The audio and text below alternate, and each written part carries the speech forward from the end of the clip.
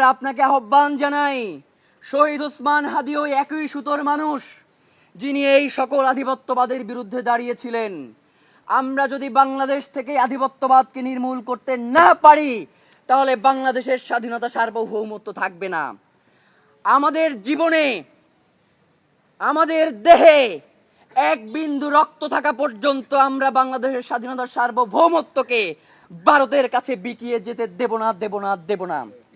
প্রিয় ভাইয়েরা, আজকের এই সংবাদ সম্মেলন থেকে আপনাদের সর্বশেষ আহ্বান জানিয়ে আজকের মতো আমাদের এই সংবাদ সম্মেলনটা শেষ করতে চাই।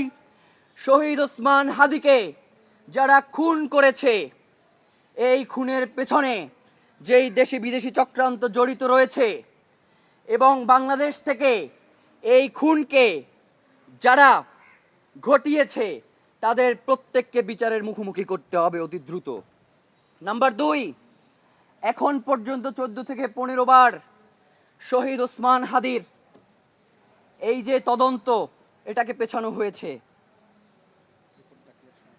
আমরা আপনাদেরকে স্পষ্ট করে বলি, এই রিপোর্ট দাখিলের সময় আপনাদেরকে আর পেছাইতে আমরা দেব না।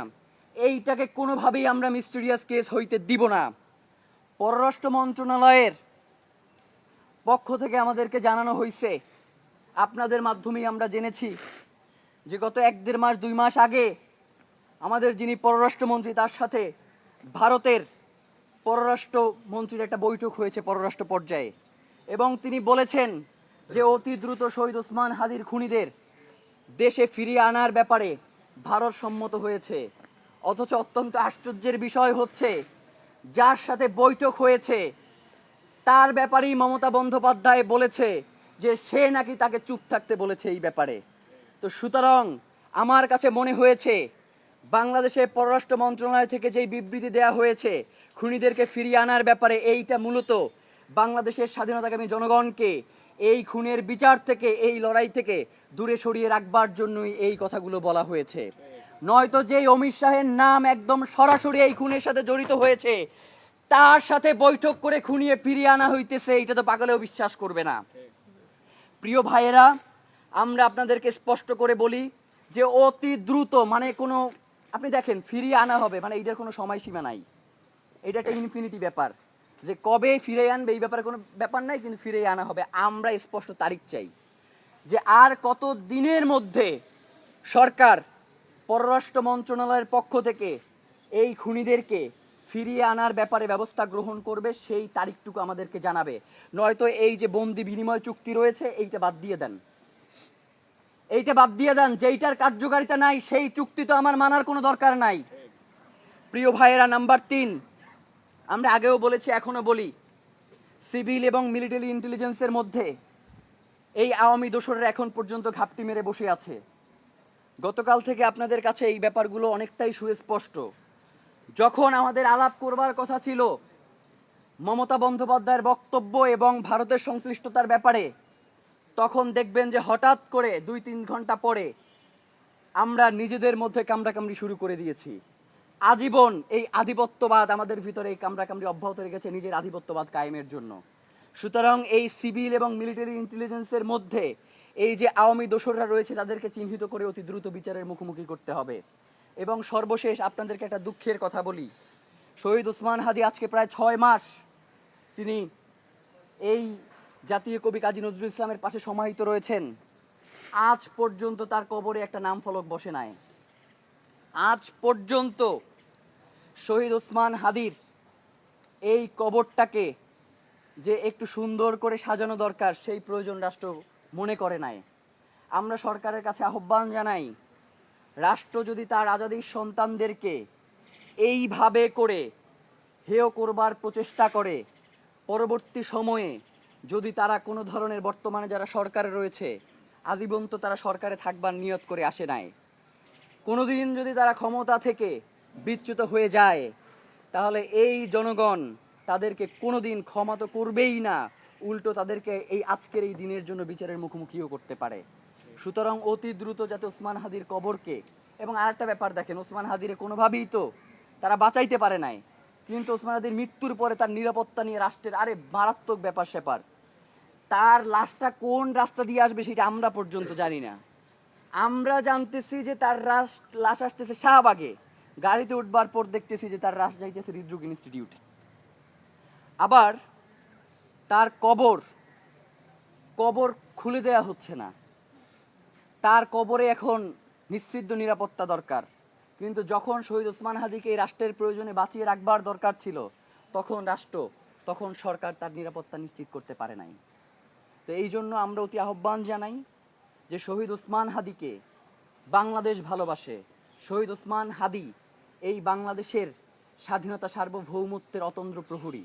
সুতরাং তাকে যদি আমরা তার যথাযথ সম্মান প্রদর্শন করতে না পারি, তাহলে বাংলাদেশের স্বাধীনতা সার্বভৌমত্ব দিল্লির কাছে আমাদের বর্গা দেয়া ছাড়া আর কোনো উপায় থাকবে না। এই জন্য বাংলাদেশের দেশপ্রেমিক, বাংলাদেশের স্বাধীনতাকে আমি জনগণকে আহ্বান জানাই, তারা যাতে শহীদ ওসমান হাদির খুনের ব্যাপারে তাদের জায়গা থেকে সর্বোচ্চ প্রতিরোধ করে এবং আগামী শুক্রবার দেশব্যাপী তারা যাতে এই বিক্ষোভ নিয়ে রাস্তায় নেমে আসে। এজন্য আমরা বাংলাদেশের প্রত্যেকটি জনগণকে আহ্বান জানিয়ে আজকের মতো আমাদের এই প্রোগ্রাম শেষ করছি। সবাইকে অসংখ্য ধন্যবাদ আজকের এই সংবাদ সম্মেলনে অংশগ্রহণ করবার জন্য। হ্যাঁ বলেন।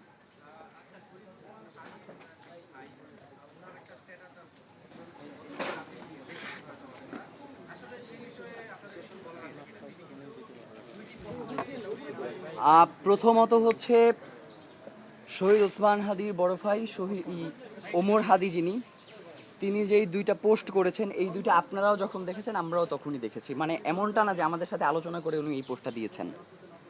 নাম্বার 2, এইটা উনি কেন দিয়েছেন এইটার উত্তর উনি সব থেকে ভালো দিতে পারবেন। কারণ আমাদের জানা মতে, আপনারা জানেন যে ইলেকশনটা কেন্দ্র করে বিভিন্ন ধরনের নেগোসিয়েশন হয়।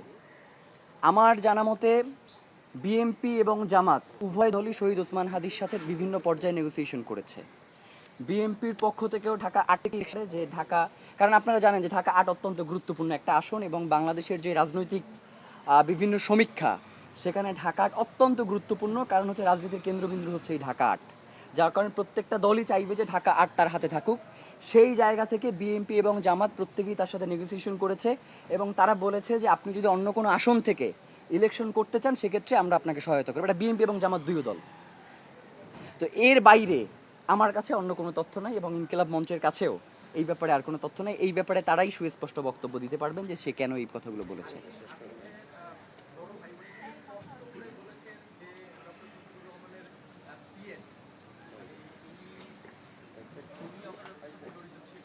উনি দুইটা কথা বলেছেন। আপনাকে তো আমি দুইটা কথাই বললাম। নেগোসিয়েশন একটা ব্যাপার, আমি এইটা সম্পর্কেই জানি, কিন্তু এর বাইরে আমার কাছে কোনো তথ্য নাই। আর উনি দুইটা ওখানে উল্লেখ করেছেন, একটা হচ্ছে কয়েকজন উপদেষ্টার কথা বলেছেন এবং বিএনপির কয়েকজন মন্ত্রীর কথা বলেছেন, আর সেকেন্ড পোস্টে উনি জামাতের আমিরের পিএসের কথা বলেছেন। তো যার কারণে উনি কেন এই কথাগুলো বলেছেন এইটা একান্তই ওনার বিষয়। আমাদের ইনকিলাব মঞ্চের জায়গা থেকে আমাদের যেই জায়গাগুলো নিয়ে প্রশ্ন ছিল এইগুলো আমরা বাংলাদেশের যেই তদন্ত সংস্থাগুলো রয়েছে, প্রথমে আমরা হচ্ছে ডিবিকে জানিয়েছি। ডিবি যখন এটা তদন্ত করেছে, এর পরবর্তী সময় এখন সিইডি তদন্ত করছে। আমরা সিইডির কাছে তদন্তের স্বার্থে যে সকল তথ্যগুলো সরবরাহ করা দরকার আমরা সবগুলো তথ্য সরবরাহ করেছি।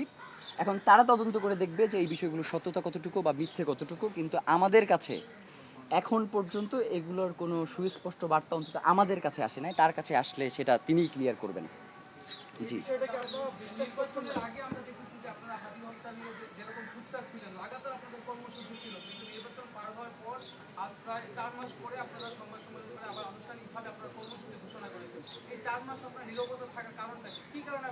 দেখেন এইখানে কোনো নীরব ছিল না, আমরা কেউ নীরব ছিলাম না, এটা খুবই সুস্পষ্ট। কারণ হচ্ছে মানে ইনকিলাব মঞ্চের জায়গা থেকে, যেমন গতকালকেও আমরা একটা প্রোগ্রাম করেছি এবং সেই প্রোগ্রামেও বলেছি যে শহীদ ওসমান হাদির হত্যার বিচার হওয়াটা অত্যন্ত দরকার। তো এখন যেই ব্যাপারটা আপনাদের সামনে পরিষ্কার করা দরকার সেটা হচ্ছে গত 4 মাসে কেন আমরা আর কি এই কাজগুলো নিয়ে করলাম না। দেখেন, সরকার আমাদেরকে বলছে যে তিনি এই ব্যাপারে যথেষ্ট আন্তরিক এবং আপনারা দেখেছেন না যে যখন পররাষ্ট্র পর্যায়ের বৈঠক হইল এবং খুনিদেরকে ফিরিয়ে আনার ব্যাপারে পররাষ্ট্র মন্ত্রণালয় থেকে বলা হইল যে ভারত সম্মত হয়েছে, তখন একরকমের তো শহীদ ওসমান হাদির খুনি আমাদেরকেই বানানো হয়েছিল, এরকম একটা ব্যাপার ঘটছে না। এবং আমরা কেন পোস্ট দিতে দেরি করলাম এইটা নিয়েও আমাদেরকে বিভিন্নভাবে করা হয়েছে। আপনারা জানেন যেই দিন এই ঘটনা ঘটছে ওই দিন আমরা রাজু ভাস্কর্যে শহীদ ওসমান হাদির এই ব্যাপারটা নিয়ে আমরা একটা আন্দোলনের ভিতরে ছিলাম। তো সরকারের পক্ষ থেকে আমাদেরকে সুস্পষ্টভাবে জানিয়েছে যে সরকার এই ব্যাপারে যথেষ্ট আন্তরিক এবং তারা খুনিদেরকে ফিরিয়ে আনার ব্যাপারে তারা সর্বোচ্চ চেষ্টা করছে, তারা কিছুটা সময় চায়। তো এখন আমাদের কাছে যদি সরকার এই ধরনের বার্তা পৌঁছায় সেই ক্ষেত্রেও আমাদের আর এর বাইরে আর করণীয় কী আছে? আমরা সরকারকে এই ব্যাপারে সময় দিয়েছিলাম, কিন্তু সরকার যে পররাষ্ট্র মন্ত্রণালয়ের কথা বলছে বা পররাষ্ট্র পর্যায়ের বৈঠকের কথা বলছে, আমরা দেখছি যে ভারতের সেই পররাষ্ট্র পর্যায় থেকেই এই খুনের সাথে প্রত্যক্ষ জড়িত থাকার সংবাদ আমরা গতকালকে পেয়েছি।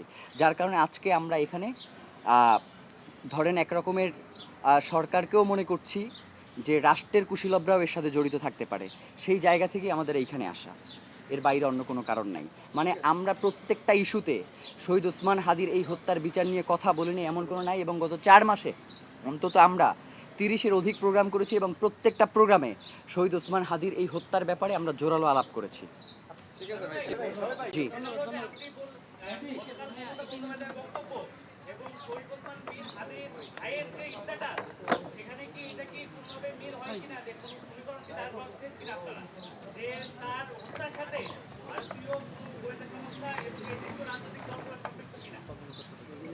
মানে ভারতের সংশ্লিষ্টতা এটা তো খুবই সুস্পষ্ট।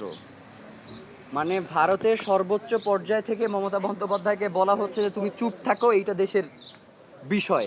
তো এইখানে তো আসলে লুকোচুরির কিছু না, এইখানে তো ভারতের সংশ্লিষ্টতা আপনার পানির মতো পরিষ্কার।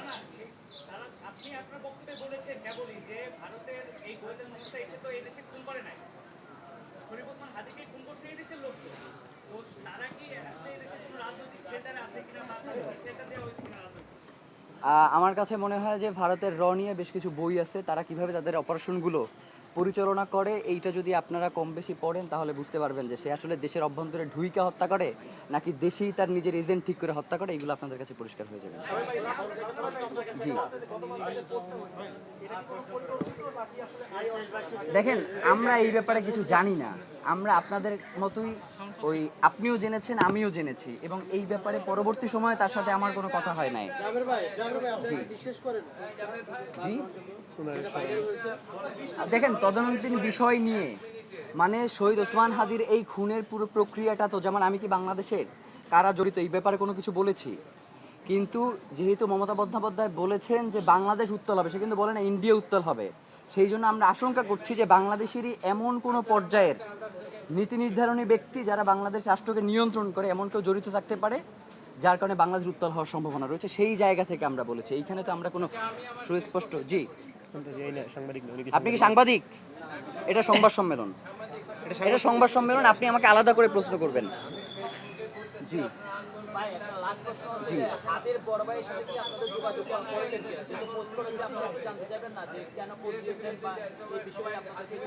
দেখেন এইটা একান্তই তার পারিবারিক বিষয়। শহীদ ওসমান হাদির পরিবার কোন বক্তব্য দিবে, শহীদ ওসমান হাদির পরিবার কোন পদক্ষেপ গ্রহণ করবে, এইটা একান্তই তাদের ব্যাপার। তারা যদি কোনো কিছু আমাদের সাথে নেগোসিয়েশন করে, যেমন ইনকিলাব মঞ্চের সাথে তারা যদি কোনো আন্দোলনে আসতে চায় বা তারা যদি আমাদেরকে প্রস্তাবনা করে কোনো কিছু, সেটার ক্ষেত্রে আমরা তাদের সাথে হয়তো তাদেরকে সহযোগিতা করব। কিন্তু তারা যেই ব্যাপারগুলো একান্ত নিজেরাই আলাপ করে বা নিজেরাই বলে, এই ব্যাপারে তো আমাদের কোনো বক্তব্য থাকতে পারে না ভাই। জি, অসংখ্য সবাইকে অসংখ্য ধন্যবাদ।